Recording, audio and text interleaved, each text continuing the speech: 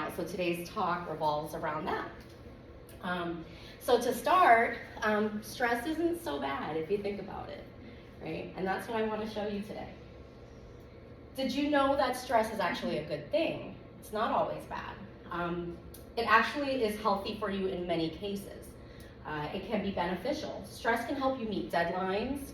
It can help you finish a body of work. It can help you increase your job performance. Now, physiological benefits of stress can increase alertness, motivation, and it can even sharpen your memory. So it's a good thing. Even when we have shared stressors together, it builds social bonds with each other too. There's actually a word that defines healthy, good stress. I don't know if you've ever heard of this word or seen this word, but it's called eustress. E-U-S-T-R-E-S-S, right? Eustress. It's a healthy stress. Of course, though, we all more commonly know stress as the bad guy, right? When it's bad, it can lead to a range of health issues. It's including anxiety, depression, cardiovascular problems, weakened immune systems. The duration and the intensity of stress is the key to note here, right? During stress, whether it's a short, healthy burst of it, or if it's a long-term case of it, chronic stress, what's happening is, you all know that you've got these biochemical processes happening. You've got the production of cortisol, adrenaline, catecholamines, right? Again, good things in a short term, but it's when it's in that chronic, long-term state of stress that it becomes problematic.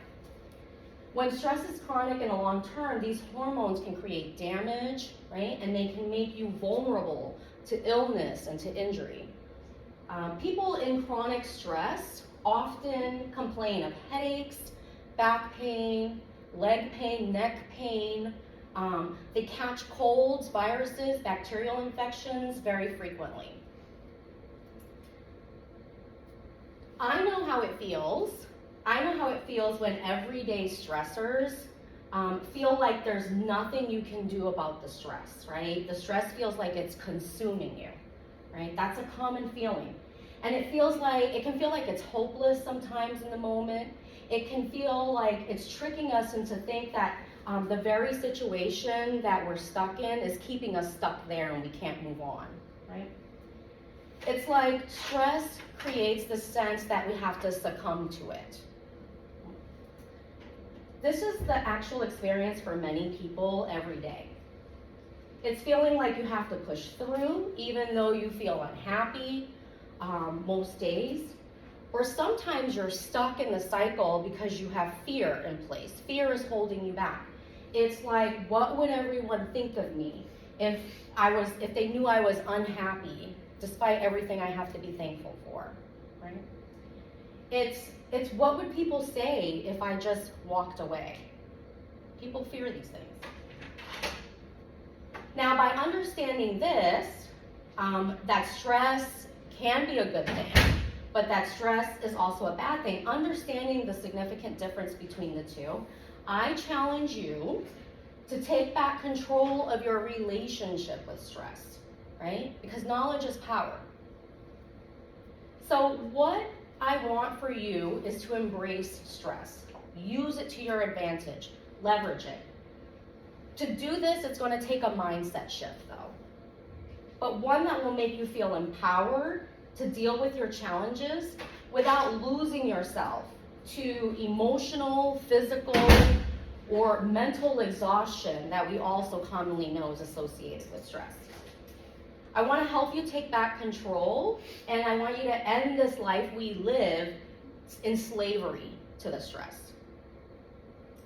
So how does one do that? How does one actually take back control and change that relationship with stress as we know it today? It starts with our mindset. Mindset is a person's established beliefs, their assumptions, their attitudes that shape the way we perceive and respond to certain situations in our life. So let me ask you this, with your mindset, what is your relationship to stress? Think about when you're stressed in your day-to-day. What is your reaction to it? Take some time later today or over the weekend to think about, why do I react to stress the way I do? Why does it make me feel the way it does, right? Let me put it to you another way. What is your mindset around stress? What is your attitude, your beliefs about stress? Where did those come from? Raise that awareness in yourself. So mindsets, this is important because mindsets play a pretty significant role in shaping our behavior, influencing our resilience. That is whether we persevere or we're going to give up. That's mindset.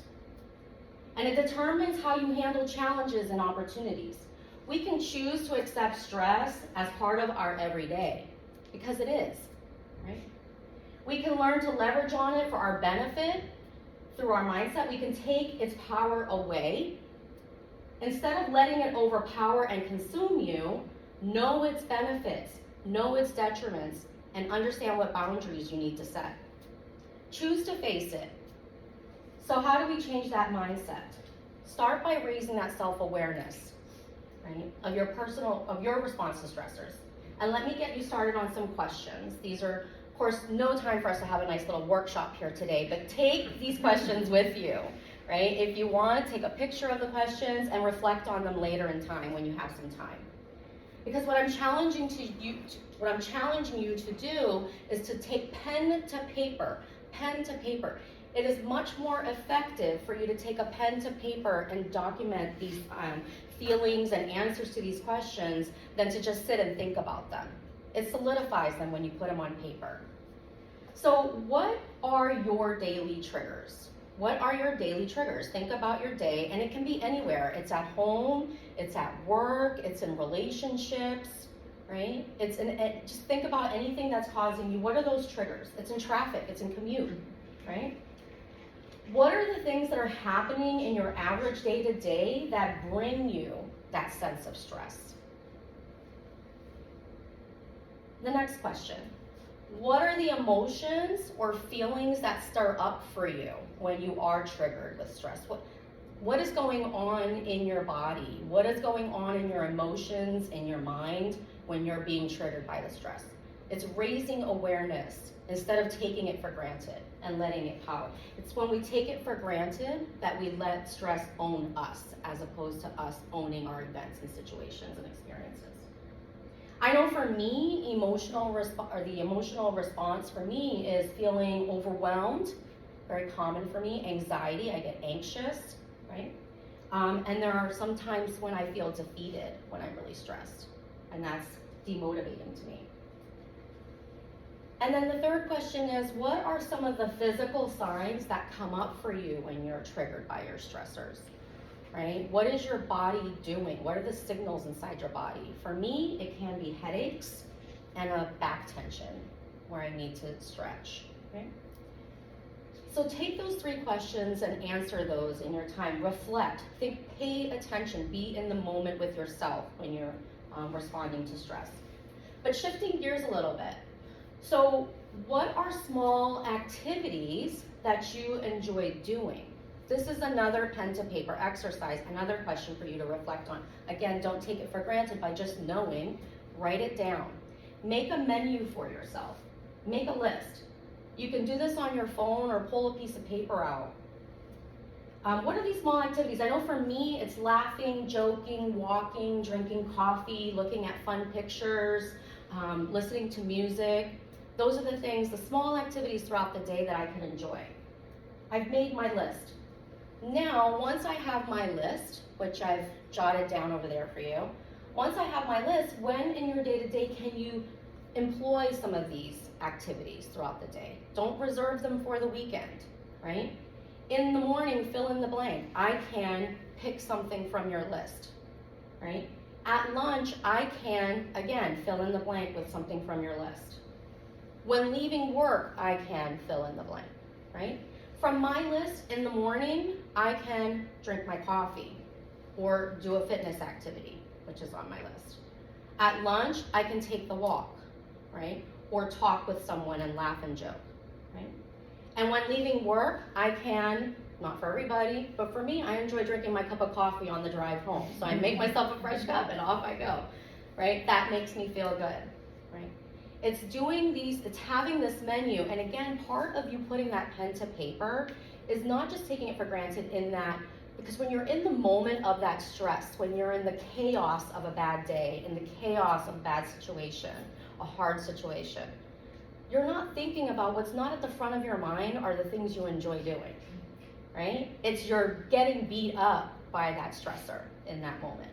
So making this list, having it on your phone, you can refer to it, employ one of those tactics, and it will help you build that resilience. So the last thing I'll leave you with is that there is good news, right? The good news is we can reshape our mindset around stress. We can learn to recognize when stress becomes excessive so that we can take proactive steps towards wrangling it back down, or even keeping it in front of us from keeping it from overwhelming us. By reframing our thoughts and exploring small, actionable steps, you can regain a sense of control, take the power away from stress every day, and work towards managing it more effectively, where you can control it and no longer let it take hold of you throughout your day. The end.